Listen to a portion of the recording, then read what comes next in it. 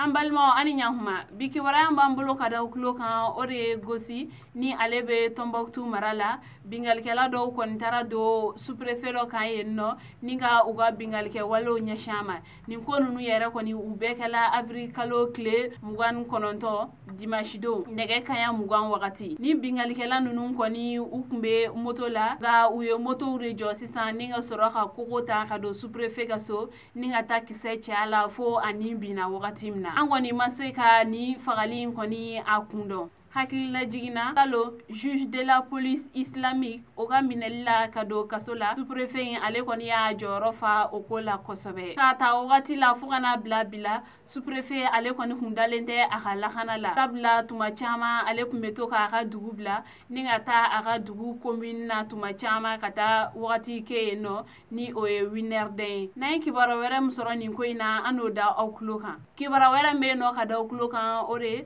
commerçant ka grève ko kun bolodalen do ni a bena daminɛ sini yɛrɛ ni o ye mai kalo tile 3 ye ana a tile 4 o kɔni mɔgɔw u tilalen do nin ko in dafɛ sabula groupe ba fila be yen nɔ n'an ko a ma ko coordination des associations et regroupement des commerçants détaillants du Mali ale ni syndicat national des commerçants détaillants du Mali olu kɔni ye weleweleda kɛ k'a fɔ ko olu kɔni sen tɛ ni grève in na jɛkulu min kɔni ye ni grève in hakilina sɔrɔ u sela olu ma ka grève ko ɲɛfɔ olu ɲɛna nga olu kɔni sen ma don a la sabula olu kɔni be masala de kɔ u ni jamana ɲɛmɔgɔw cɛ ka se ka ɲɛ sɔrɔ kow ma mɛ n'a kɔni ma ɲɛ ko grève in kɔni be kɛ olu ni u nɔfɛmɔgɔw ko ka da jamanadenw tulo kan olu si sen tɛ grève in na an balimaw nin kibaruya nin ne kun b'an bolo ka da tulo kan ani cɛ ka kulomajɔ la